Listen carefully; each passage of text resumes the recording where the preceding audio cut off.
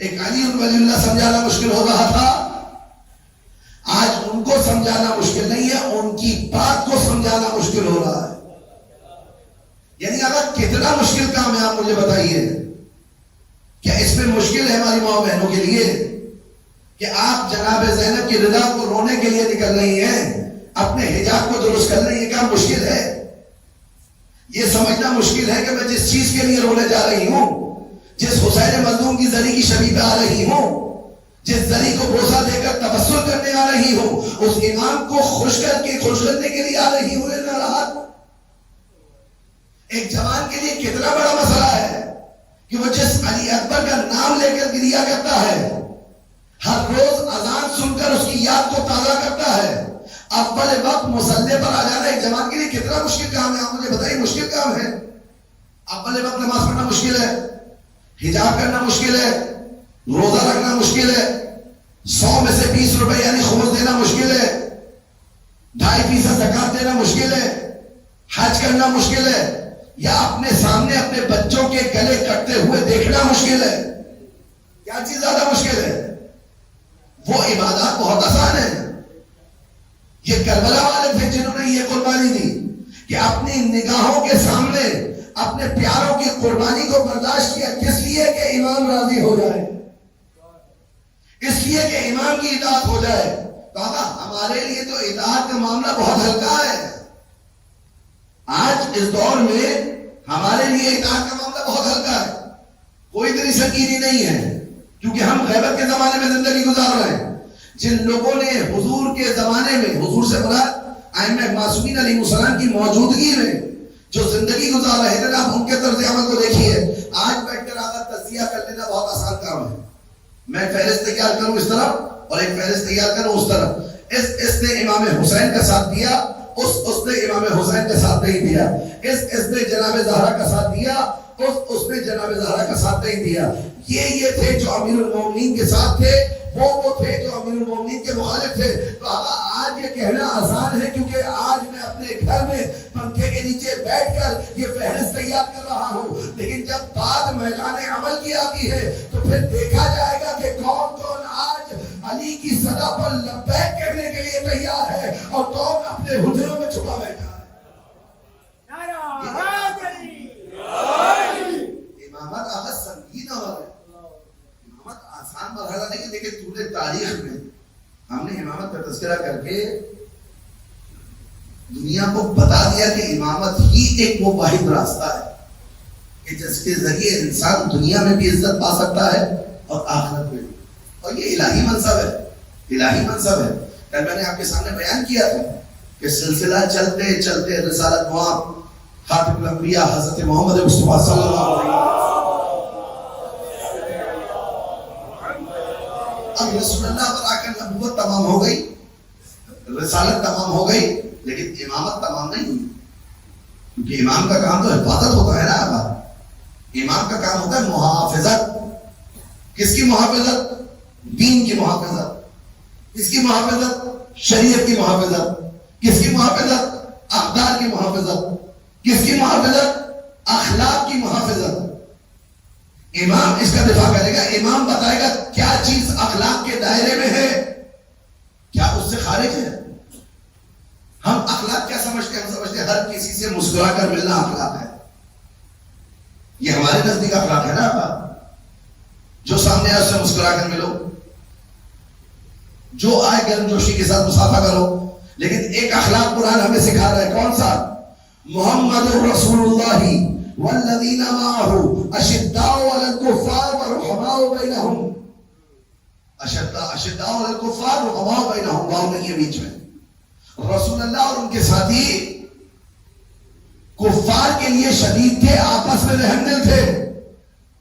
وہی حبیب خدا کے جو انک لعلی خلق عظیم پر فائز ہے نا، وہی رسول اللہ ایک جنگ میں دشمن خدا کو کہتے ہوئے نظر آ رہے، من لہذا الکلب، کون ہے جو اس سب کی زبان کو بند کرے؟ یعنی بتایا کہ دشمن کے سامنے للکارنا بھی اخلاق ہے، مومن کے سامنے جھک کے پیش آنا اخلاق ہے۔ یہ اخلاق کے دو پہلو ہیں۔ اب اس مرحلے میں ہماری اطاعت ایسی ہونی چاہیے انجناب اسلام سکھاتا ہے ہر کسی سے گرم جوشی سے ملیے، ہر کسی سے مسکرا کر ملیے. دشمنان دین خدا کا معاملہ اور ہے، کافر حربی کا معاملہ اور ہے، کافر ذمی کا معاملہ اور ہے. یہ ہے اسلام. جو آپ کے ساتھ محارب ہے، محارب سمجھتے ہیں نا، آسان لفظ حرب سے بنا ہے. جو آپ کے ساتھ حالت جنگ میں، آج مثال دے دو اسرائیل، اور ایک وہ کافر جو حالت جنگ میں نہیں. میری برخورد جو اس سے ہوگی اس کا طرز عمل اور ہوگا. میں اس کو قبول نہیں کروں گا کیونکہ اس کے ہاتھ مسلمانوں کے خون سے رنگین ہیں. اگر یہ تعلیمات نہج البلاغہ میں جو موجود ہیں اس کو اب لا کر معاشرے میں نافذ کرنے کی ضرورت ہے. جب امیر المومنین علی ابن ابی طالب علیہ السلام کے دور میں، مولا علی کے دور میں شام سے کچھ لوگ آئے اور آنے کے بعد فصیل سلطنت علویہ میں انہوں نے کسی عورت کے پیر سے پیر کا زیور چھین لیا اور وہ چھین کر لے گئے.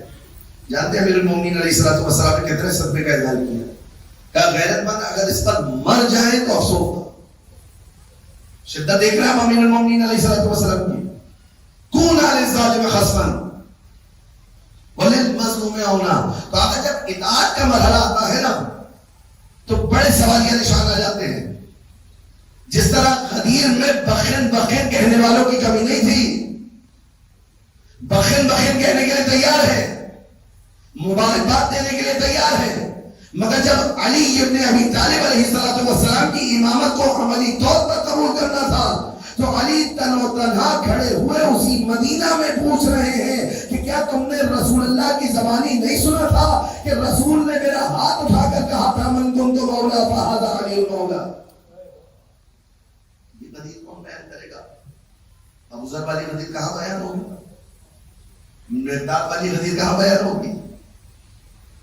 ہم جب حدیث کو بیان کرتے ہیں اپنی طرف کی نسبت ہو کس طریقے سے بیان کرتے ہیں؟ جب آپ غدیر سننا چاہتے ہیں تو کیسے سنتے ہیں؟ ہم جاتے ہیں ایک صاحب کے پاس جو غدیر کو بیان کرنے کا فن رکھتے ہیں. ان کے پاس گئے، جناب آپ کو غدیر بیان کرنا ہے، بسم اللہ کر دیں گے. کیا دیں گے؟ غدیر بیان کریں گے، کیا دیں گے آپ؟ یہ دے سکتا ہوں. اچھا اتنے کم میں تو نہیں، اتنے کم میں تو نہیں ہوگی، کچھ بڑھائی، اتنے دے سکتے ہیں. اور کیا ہوگا؟ یہاں ٹھہرایا جائے گا. اور کیا ہوگا؟ غذا میں یہ ہوگا. اگر یہ سارے آپ ہی کے معاشرے کی باتیں کر رہا ہوں میں. ایک قدیر ہے یہ جس کو مول تول کر کر بیان کیا جائے. ایک قدیر ہے وہ جس کو ابو ذر نے بیان کیا تھا. جب شام سے ابو ذر مدینہ واپس پلٹائے گئے نا تو حاکم نے لکھا تھا کہ اونٹوں کو استراحت کے لیے موقع دینا، ایک پوائنٹ بنانا، وہاں پر تازہ دم اونٹ کھڑے رکھنا. جب یہ چلتے ہوئے اونٹ آئے شام سے مدینہ آتے آتے ان اونٹوں کو وہاں استراحت کے لیے روک لینا. دوسرے اونٹوں پر ابو ذر کو بٹھا کر بے پالان کے بے کجاوا کے اونٹ پر ابو ذر کو شام سے مدینہ بھیجو. یہ جب موالی حیدر کرار ولائی امیر المومنین مداح علی ابن ابی طالب جب شام سے مدینہ پہنچائے نا، تاریخ لکھتی ہے حضرت ابو ذر کی رانوں کا گوشت جھڑ چکا تھا اور ہڈیاں نظر آ رہی تھی.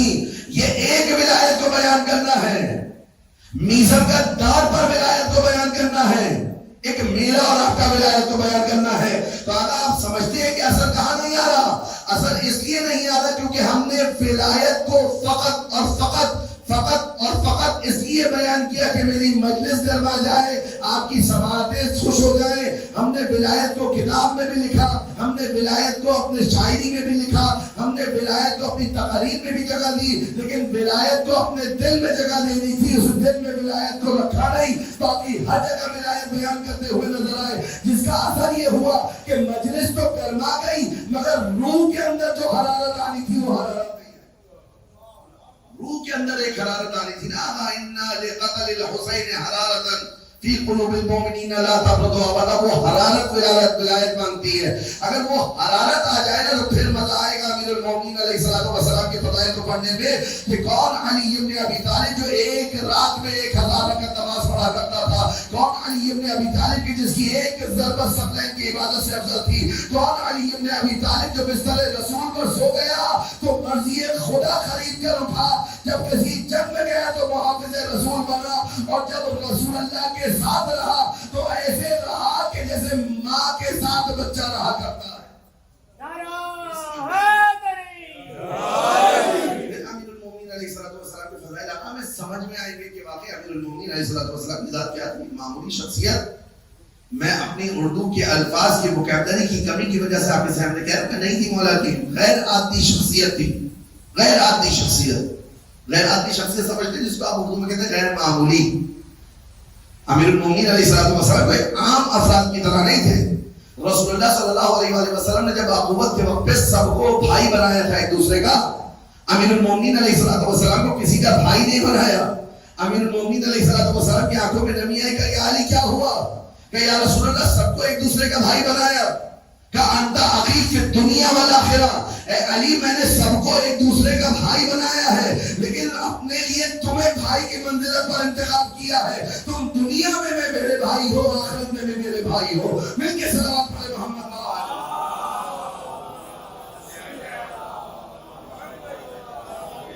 انتخاب خدا کا نام علی ہے. انتخاب خدا کا نام علی ہے. یہ امامت کا مرحلہ خدا نے انتخاب کیا ہے. جانتے ہیں ہمارا عقیدہ کیا ہے امامت کے بارے میں؟ ہمارا عقیدہ یہ ہے امامت کے بارے میں کہ اگر پوری دنیا چاہے، دنیا ایک جگہ جمع ہو جائے، وَإِذِ ابْتَلَىٰ إِبْرَاهِيمَ رَبُّهُ بِكَلِمَاتٍ فَأَتَمَّهُنَّ، ذہن میں رکھیے انی جاعلُکَ لِلنَّاسِ اماما، میں آپ کو سب کے لیے امام بنا رہا ہوں. یہ ذہن میں رکھیے، میں بنا رہا ہوں. کون کہہ رہا ہے؟ اللہ. ہمارا عقیدہ جانتے ہیں کیا ہے؟ غدیر میں رسول اللہ نے مولا علی کو مولا نہیں بنایا. توجہ رکھیے گا، غدیر میں رسول اللہ نے مولا علی کو مولا نہیں بنایا. رسول اللہ نے مولا علی کو امام نہیں بنایا. رسول اللہ صلی اللہ علیہ وآلہ وسلم نے علی ابن ابی طالب کو حجت خدا نہیں بنایا. اللہ نے بنایا ہے، رسول نے اعلان کیا ہے. بنانے والی ذات خدا کی ہے، اعلان کرنے والی ذات نبی کی ہے. ابھی آگے بڑھ کر آپ کے سامنے بیان کروں گا. اگر پوری دنیا ایک مقام پر جمع ہو جائے نا اور امام بنانا چاہے تو نہیں بنا سکتی. اور آگے بڑھوں، اگر تمام انبیاء کسی کو امام قرار دیں تو خدا نے یہ حق ان کے ہاتھ میں بھی نہیں دیا. اور آگے بڑھ کر امام بھی خود کسی کو امام نہیں بناتا.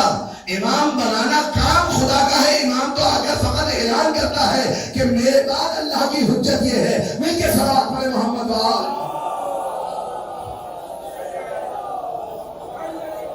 کوئی ڈیزگنیشن نہیں ہے، کوئی ایسا نہیں کہ اگر کوئی آئے اور آنے کے بعد خود اپنی مرضی سے کچھ بنا لے. اسی لیے رسول اللہ صلی اللہ علیہ وآلہ وسلم نے کہا تھا کہ علی انت منی بمنزلت ہارون من موسیٰ الا انہ لا نبی بعدی.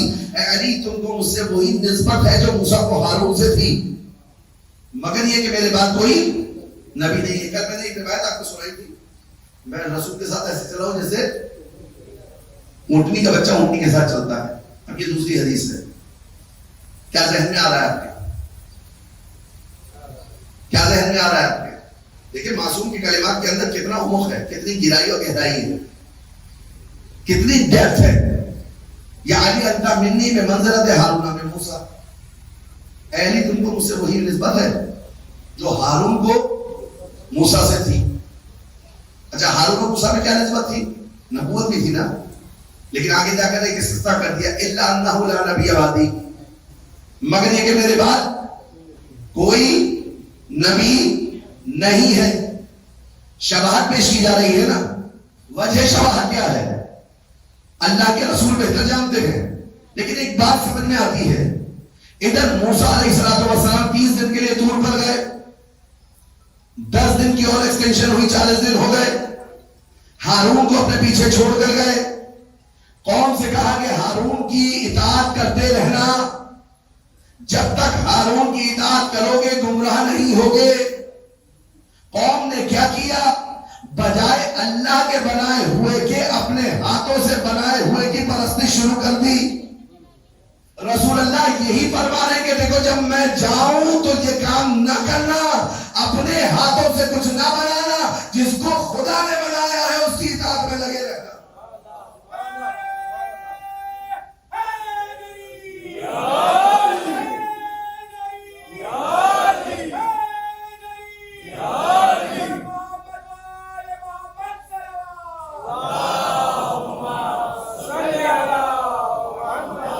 اپنے ہاتھوں سے بنانے کی کوشش نہ کرنا.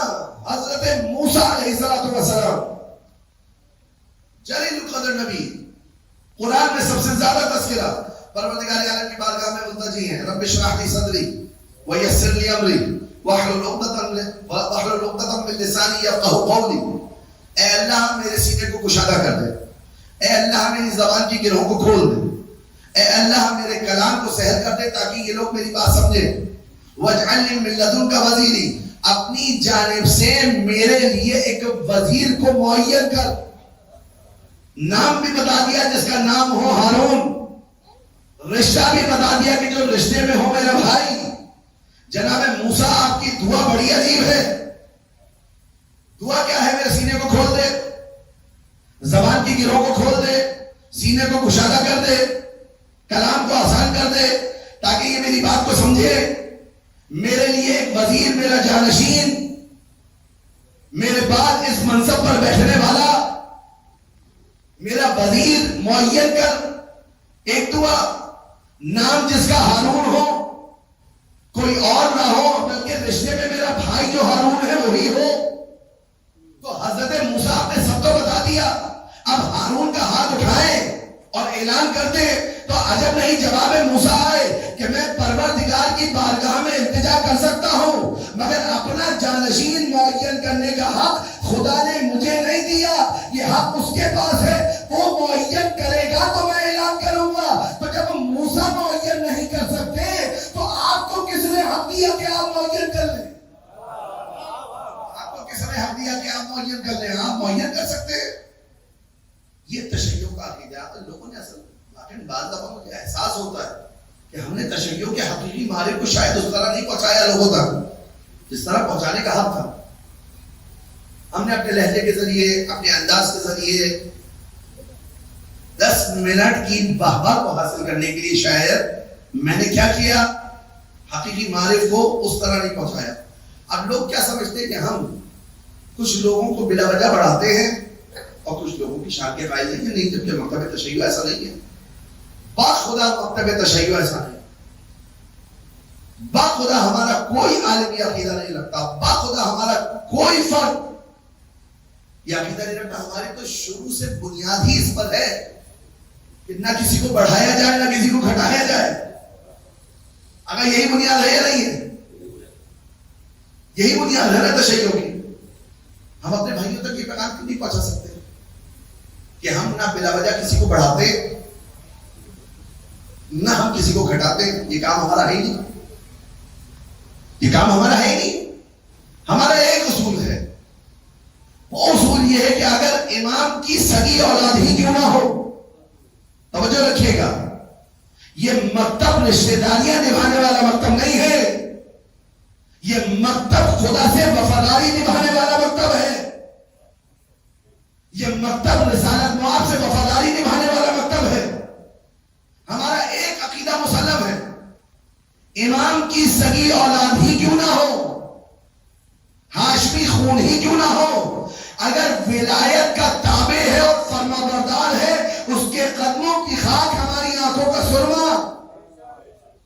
آپ نے کتنی دفعہ اس ممبر سے امام نقی کے فرزند جعفر, جن کو طباب اور کذاب کہا جاتا ہے, فضائل سننے کا بھی سنے, وہ امام زادے ہیں یا نہیں ہیں؟ آپ نے کتنی دفعہ اس ممبر سے زیادہ بنت اشعث کے لیے کوئی تعریفی کلمات سن لیے؟ امام حسن کی زوجہ ہے یا نہیں ہے؟ آپ نے کتنی مرتبہ اس ممبر سے ام الفضل کے لیے کوئی تعریفی کلمات سن لیے؟ امام تقی کی زوجہ ہے یا نہیں ہے؟ زوجہ ہے مگر ہمارا دل راضی نہیں, اس لیے کہ امامت کے مد مقابل آ کر امام کو اذیت دی تھی. جعفر اولاد ہیں لیکن ہمارا دل ان سے راضی نہیں. اگر تباہ بھی تھے تو اس وقت بھی ایک پرخاش ہے کہ جناب اطاعت کیا کیوں. اور ایک نام نہیں، عبداللہ امام صادق علیہ السلام کے فرزند. آپ نے کبھی کسی عالم سے سنا کہ وہ منبر پر آ کر فرزند امام جعفر صادق جن کا نام عبداللہ تھا، جنہوں نے امامت کا دعویٰ کیا تھا، اس کے لیے کوئی فضائلی کلمات بیان کریں؟ ہم کسی صورت راضی ہو ہی نہیں سکتے جب تک خدا کے دیے ہوئے اصولوں کے مطابق کوئی شخص سامنے نہ آئے. اور اس کے برس میں آپ کو بتا دوں، بہت ساری مثالیں آپ کو مل جائیں گی، کوئی ایک مثال تھوڑی ہے، بہت امثال ملیں گی. کربلا کے میدان میں دو خارجی بھائی تھے، عصر عاشور تک امام حسین سے جنگ کرتے رہے. خارجی تھے، عصر عاشور تک کا وقت آ گیا، یعنی سب شہید ہو چکے، اب صرف امام حسین ہیں. امام نے اس وقت ایک صدا بلند کی، حل من ذاق من جذب عن حرم رسول اللہ. ان کے دل پر سید الشہداء علیہ السلام کے کلمات کی تجلی ہوئی. خارجی تھے، جیسے ہی نور حسین ابن علی علیہ السلام دل پر اثر کیا نا، تلوار کو لا کر قدموں میں امام حسین کے رکھ دیا. ادھر سے ادھر آ گئے، نار سے نور کی طرف آ گئے. اور مثال دوں، زہیر قید اموی مکتب تھا، زہیر کا اموی مکتب میں خاص اصطلاح زہیر کے بارے میں استعمال کی گئی ہے، اس کو آپ کے سامنے نہیں دہرانا چاہتا. اموی مکتب سے تعلق، اموی یعنی کیا؟ بنو امیہ کے حامی تھے، سمجھ لیجیے. امام حسین علیہ السلام کے نور کی تجلی جیسے ہی زہیر کی قلب پر ہوئی. آج میں اور آپ زہیر کا نام کیا کس طرح لیتے ہیں؟ حضرت زہیر علیہ السلام. اپنے بچوں کے نام کو زہیر کے نام سے مماثلت رکھتے ہیں تاکہ اپنے زمانے کے امام کے لیے ہمارا بچہ وہی فداکاری، وہی جذبہ، وہی ایثار رکھے جو زہیر کے دل میں تھا. یہ مکتب رشتہ داریاں نبھانے والا مکتب نہیں ہے، یہ مکتب دوستیاں نبھانے والا مکتب نہیں ہے. یہاں دوستی اس سے جو خدا کا دوست، یہاں دشمنی اس سے جو خدا کا دشمن، یہاں دوستی اس سے جو رسول کا دوست، یہاں دشمنی اس سے جو رسول کا دشمن، یہاں دوستی اس سے جو علی اور اولاد علی کا دوست، یہاں دشمنی اس سے جو علی اور اولاد علی کا دشمن. اب آپ کو سمجھ میں آیا؟ میں اکثر یہ کہا کرتا ہوں، لوگ نہ جانے کیوں ان مفاہیم کو نہیں سمجھ پاتے. اگر تبرہ و تولا لوگوں کو جلانے کے لیے نہیں ہے، جلنے سے بچانے کے لیے ہے. اس کو اس انداز سے کیجئے کہ لوگ آتش جہنم سے بچ کر ولایت علی ابن ابی طالب کو قبول کریں تاکہ نجات پا جائیں دنیا میں اور آخرت میں. اگر یہ اس انداز سے ہوگا، اور اب الحمدللہ آپ اور میں بہت اچھے دور میں زندگی گزار رہے ہیں، بہت اچھے دور میں زندگی گزار رہے ہیں. کل تک جن پر تہمتیں لگ رہی تھی وہی غزہ کے مستضعفین و مظلومین، ان کو کچھ لوگ کہتے ہیں ناسبی ہیں. ابھی آپ نے دیکھا نا غدیر کا جشن منا رہے تھے. اگر کسی ناسبی کے دل پر علی ابن ابی طالب کی محبت نے تطہیر کر دی ہو تو اس سے بڑھ کر اور کون سی تبلیغ ہوگی؟ اس سے بڑھ کر اور کون سی تبلیغ ہوگی؟ شیخ زندگی کا نام سنا ہے آپ نے؟ مجھ جیسے خدیف سوالوں میں بیٹھ کر اپنے آپ کو بڑا ترخواں سمجھتا ہے اور سمجھتا ہے کہ جناب میں نے تشیعوں کی بہت بڑی خدمت کر لی. آئیے خدمت کہتے ہیں کسے، ایسے دیکھیے. ایک شخص تیار کیا گیا جو شاید نسل کے اعتبار سے جون کا غلام تھا، سیاہ فام ہے نا، سیاہ پوست ہے. اس نے کام کیا کیا؟ سر پر امامہ رکھ کر، دوش پر ہوا ڈال کر حسین ابن علی کی مجلس کو برپا کیا. عزاخانے پر حملہ ہوا، خود کے 4 فرزند یکلخت شہید ہوئے. چہلوں کا مرحلہ تھا کہ جنازہ بعد میں اٹھے گا، پہلے حسین کا ذکر ہوگا. اور اس تنہا فرد نے 1 کروڑ کے قریب لوگوں کو علی ابن ابی طالب کی ولایت کے دامن میں جگہ دلوا دی. تنہا فرد نے، تنہا فرد نے 1 کروڑ کے قریب لوگوں کو علی ولی اللہ زبان پر جاری کروا دیا. منبر پر بیٹھ کر تقریر کرنا آسان ہے، بیٹوں کے جنازوں پر کھڑے ہو کر یہ کہنا بڑا سخت کام ہے کہ ارے ابھی 2 اور باقی ہیں، اگر علی کی راہ میں دینا پڑ گیا تو ان کو بھی دیں گے۔ اگر علی کی راہ میں دینا پڑ گیا، اگر علی کی راہ میں دینا پڑا ان کو بھی دیں گے۔ تو یہ ہے آپ کا سبحان اللہ۔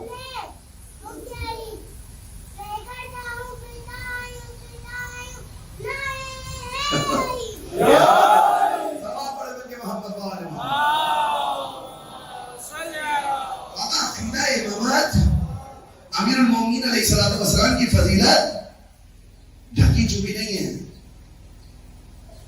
اور میں جب یہ بات کہتا ہوں مجھے مولانا اسماعیل دیوبندی رحمۃ اللہ علیہ یاد آیا تو ان سے کسی نے کہا کہ جناب اکثر تہمت لگائی جاتی ہے، اس ایڈوانس دور میں مجھے تو حیرت ہوتی ہے، میں اپنے بھائیوں سے کہتا ہوں بھائی ہماری کتابیں مت پڑھو، اپنی کتابیں پڑھو۔ کیوں اتنی محنت کرتے ہو، اتنے میسیجز بناتے ہو، اتنے سوشل میڈیا کے اوپر پروپیگنڈا پھیلاتے ہو؟ جب کتابیں پڑھو کہ تمہیں سمجھ میں آ جائے گا علی بن ابی طالب کون ہے۔ میں نہیں کہہ رہا ہوں کہ ہر دربار سے آ کر پڑھو، میں نہیں کہہ رہا ہوں اصول کافی آ کر پڑھو، اصول کافی پڑھنے کے لیے ظرفیت چاہیے، بہار الانوار والا علی سمجھنے کے لیے استعداد چاہیے۔ اس حدیث نورانیت کو جو امیر المومنین نے جناب سلمان اور جناب ابوذر سے بیان کیا تھا، ہر کوئی اس کی تاب نہیں رکھتا کہ سمجھ سکے کون ہے علی۔ سیاہ سے پڑھ لیجئے، امام نسائی علیہ الرحمہ اہل سنت کی مشہور و معروف شخصیت، سنن نسائی جن کی کتاب سیاہ ستہ کے اندر موجود، ان کی کتاب ہے خصائص امیر المومنین۔ امیر المومنین علیہ الصلوۃ والسلام کی خصائص نقل کی، فضائل امیر المومنین اس کے اندر نقل کی، پوری کتاب تالیف کی مناقب امیر المومنین علیہ الصلوۃ والسلام۔ شام پہنچے، امیر المومنین علیہ السلام کے ممبر سے فضائل بیان کرنا شروع کیے۔ اب شام والوں کا ایک خاص مزاج تھا نا، جو اس دور کے شام کی بات ہو رہی ہے امام نسائی کے دور میں۔ اب تو الحمدللہ وہاں پر آپ کا علی ولی اللہ کا پرچم بڑے آب و تاب سے لہرا رہا ہے۔ دشمن نے چاہا کہ اس پرچم کو پائیں کیا جائے مگر کامیاب نہیں ہو سکے۔ خدا بند مطالعہ کا لطف و کرم ایک سلوات پڑھیں اس شکرانے پر۔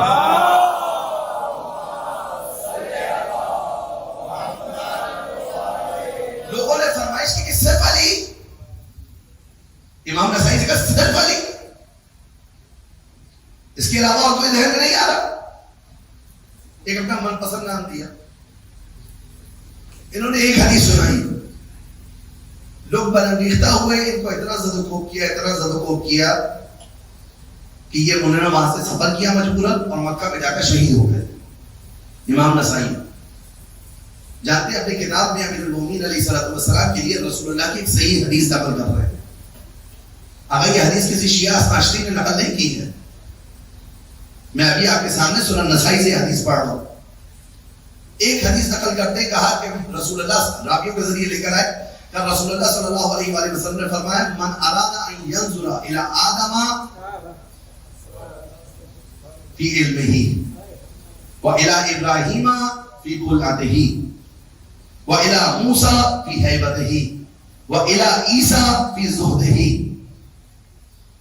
سن رہے ہیں آپ؟ من اراد ان ينظر، جو یہ چاہتا ہے کہ دیکھے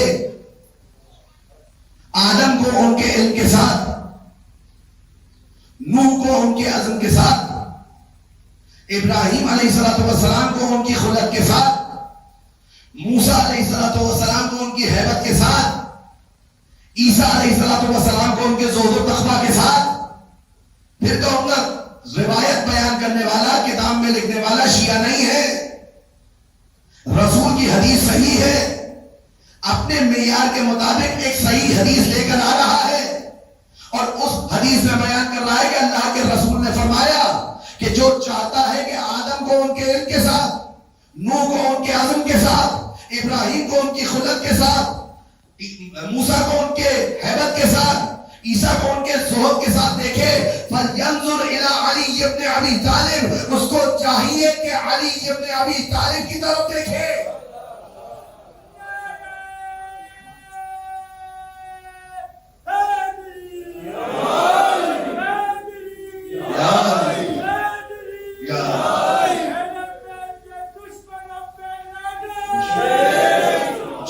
چاہتا ہے کہ آدم قوم کے علم کے ساتھ، نوح قوم کے عزم کے ساتھ تبلیغ کرتے رہے.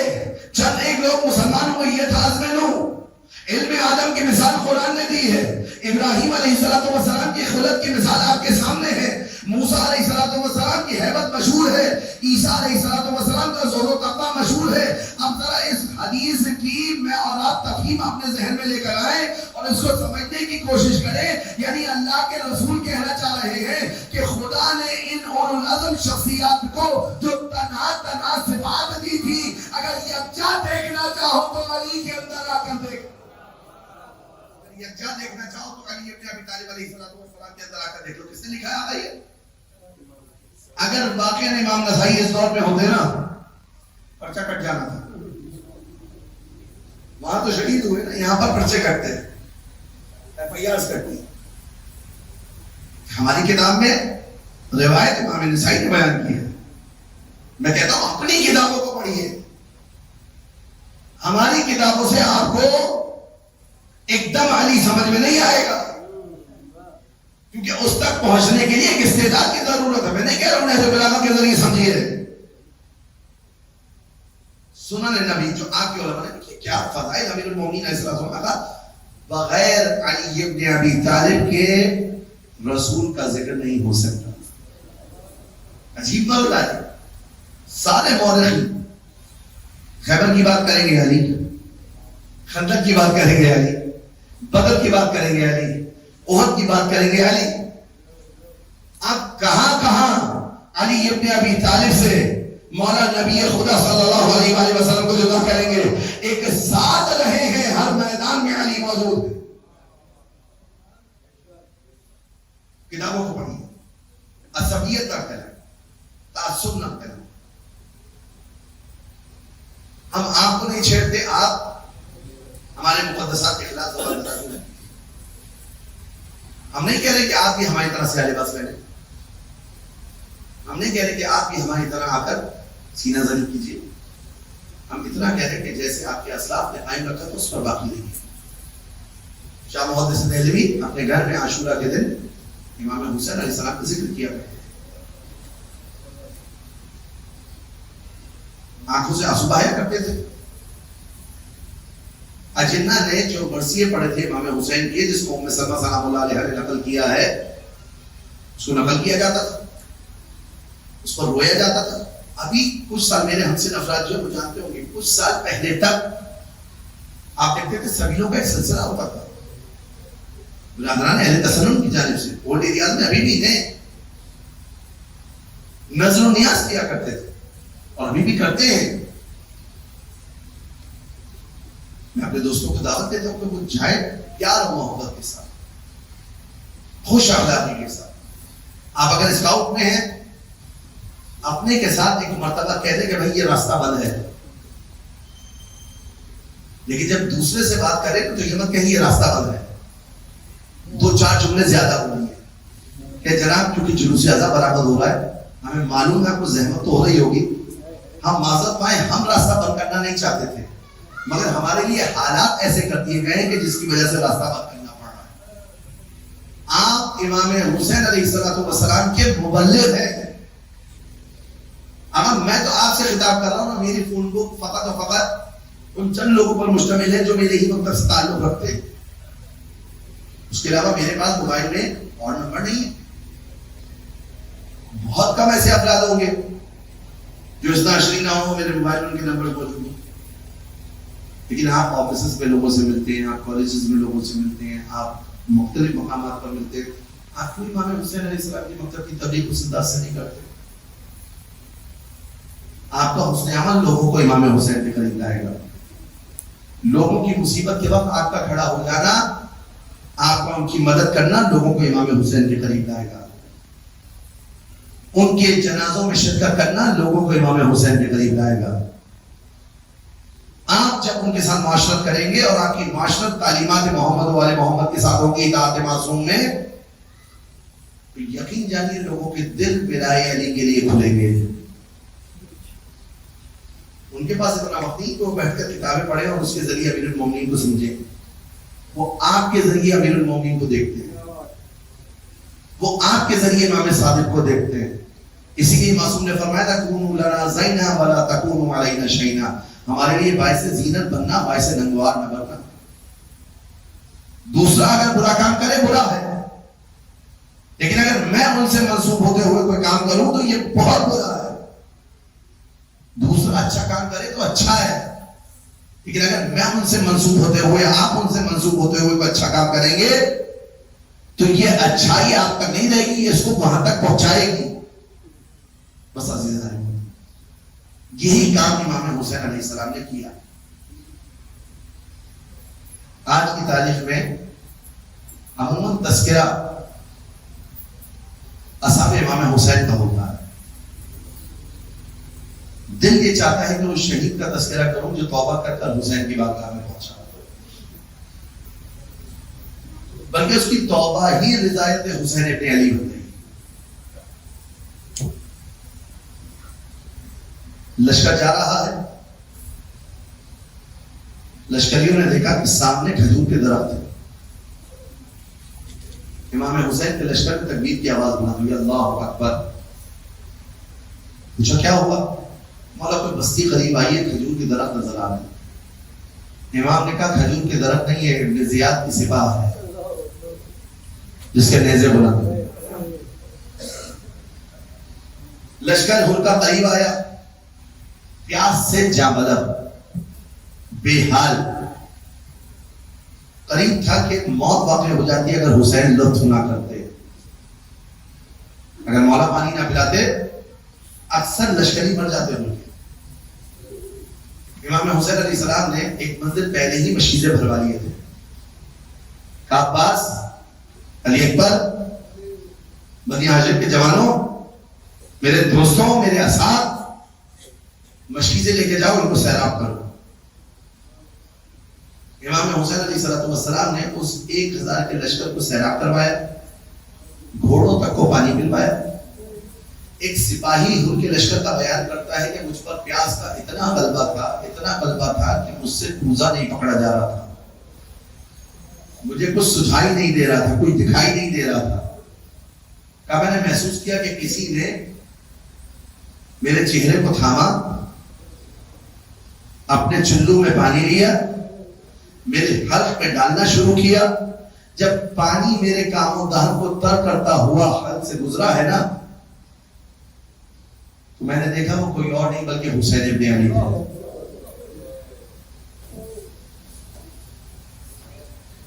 یہ انداز ہے آپ کے اور میرے مولا کا.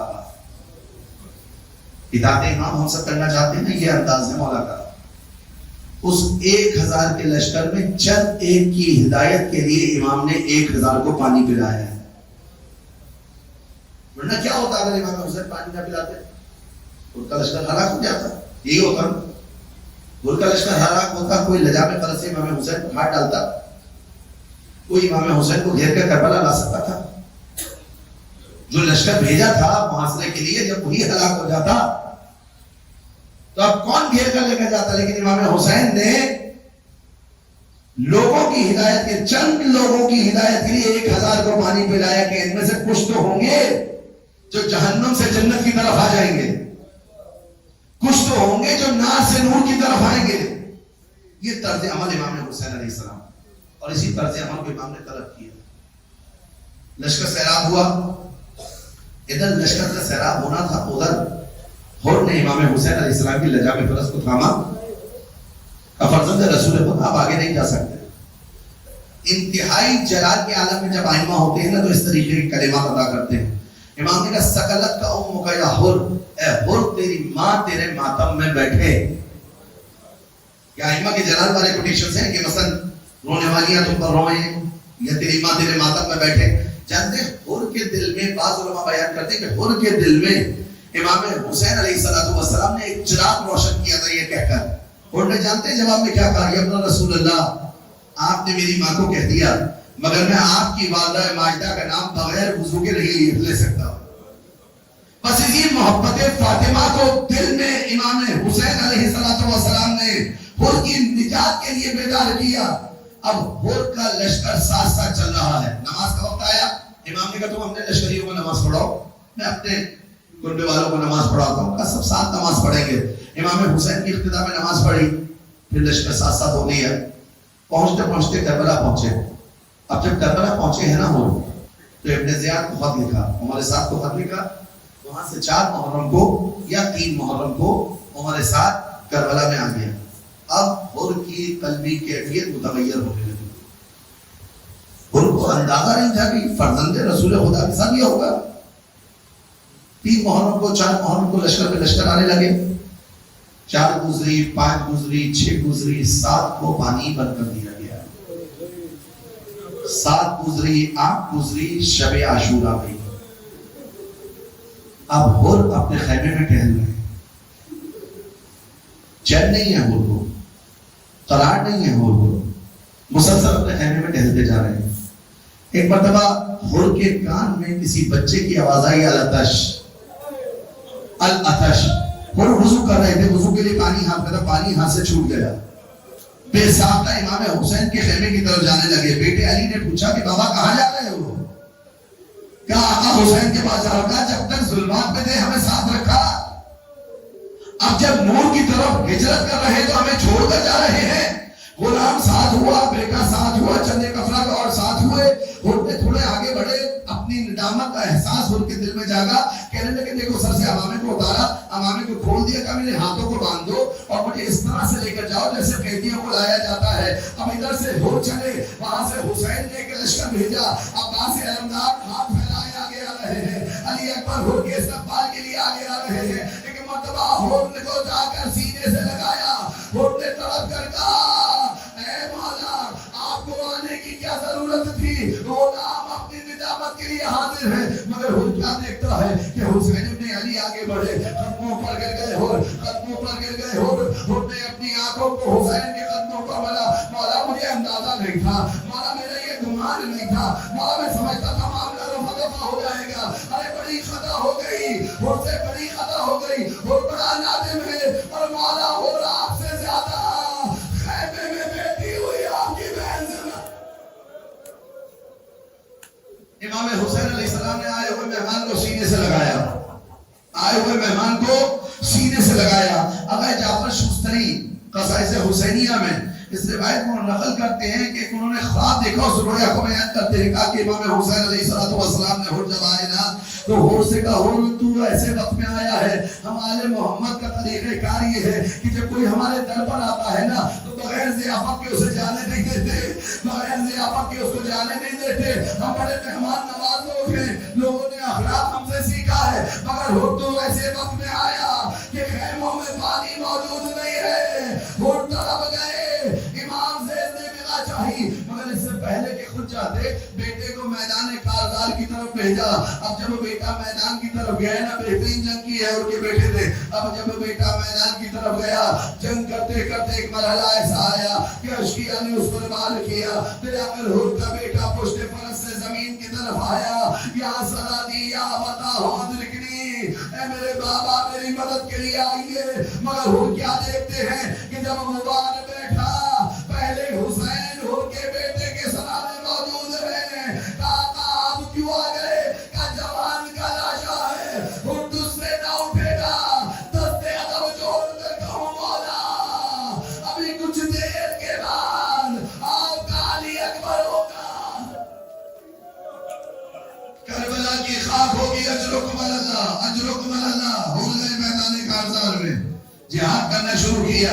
حر سے بڑا کینہ ہو گیا تھا لوگوں کے دلوں میں، حر پہلے یزیدی لشکر میں تھے نا، اب دلوں میں کینہ بڑھ گیا کہ لشکر تبدیل کر کے کیوں گیا ہے۔ جب جنگ کر رہے تھے نا حر نے بھی کئیوں کو فنار کیا، مگر ایک مرتبہ گھیرا ڈال کر حر پر حملہ کرنا شروع کیا۔ ایک شفیع آگے بڑھا، آگے بڑھ کر حر کے سر پر گرز لگایا، بس آخری سلام امام کو کیا۔